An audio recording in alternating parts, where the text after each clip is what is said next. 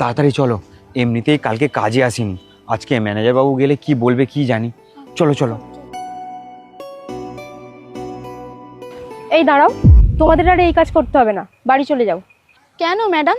আমি বলছি তাই তোমাদের এই কাজ করতে হবে না, চুপচাপ বাড়ি যাও। আমি বুঝতে পেরেছি, আমরা কালকে না বলে কাজে আসিনি, সেই জন্য আপনি আমাদের উপর রেগে আছেন।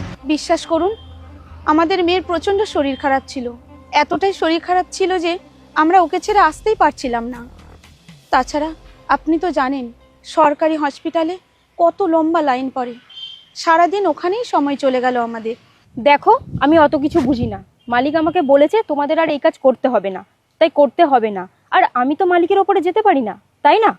আমরা বুঝতে পেরেছি, আমরা অনেক বড় ভুল করেছি, আমাদের ক্ষমা করে দিন।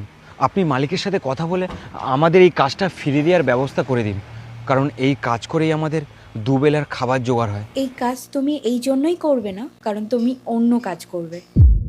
অন্য কাজ? অন্য কি কাজ করব ম্যাডাম? আমরা লেখাপড়া জানি না, আর এই লেবার ছাড়া আমরা কি কাজ করব? তাছাড়া আমরা এতদিন ধরে আপনার কাছে এই কাজ করে আসছি, হঠাৎ করে আমাদের কেন অন্য কাজ করতে বলছেন? আমাদের এখানে অনেকজন এমপ্লয়ি কাজ করে, কিন্তু সবার মধ্যে তোমরা দুজন সব থেকে বেশি সৎ এবং ভালো মানুষ। সেই জন্য আমার নতুন গোডাউনে তোমাদেরকে আমি ম্যানেজার পোস্টে চাকরি দিলাম।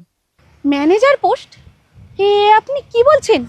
ম্যাডাম, আমরা দেশের বাড়ি যাব, আমাদের বেতনটা যদি একটু দিয়ে দিতেন তাহলে খুব ভালো হতো। ওকে, তুমি তাহলে ওদের স্যালারিটা ক্লিয়ার করে দাও, তারপর তুমি আমার কেবিনে চলে এসো। ঠিক আছে। ধন্যবাদ ম্যাডাম। ধন্যবাদ ম্যাডাম। ম্যাডাম, এটা আপনি কি করছেন? আমি তো কিছুই বুঝতে পারছি না। ওদের যা স্যালারি আপনি তার থেকেও বেশি টাকা দিয়ে দিয়েছেন, কিন্তু কেন? একটু অপেক্ষা করো, কারণটা তোমার চোখের সামনে এক্ষুনি পরিষ্কার হয়ে যাবে। এ কি, আমার এতে 2000 টাকা বেশি আছে? তাই তো দেখছি, আমার এতেও 3000 টাকা বেশি আছে। আমার মনে হয় ম্যানেজার ম্যাডাম ভুল করে দিয়ে এসছে, আমরা ফেরত দিয়ে আসি চলো। দাঁড়াও, টাকা ফেরত দিয়ে কি হবে? ওনাদের এত টাকা, আমাদের কাছে কিছু টাকা যদি চলে আসে ওনাদের কিচ্ছু হবে না, কিন্তু আমাদের আমাদের অনেক উপকার হবে।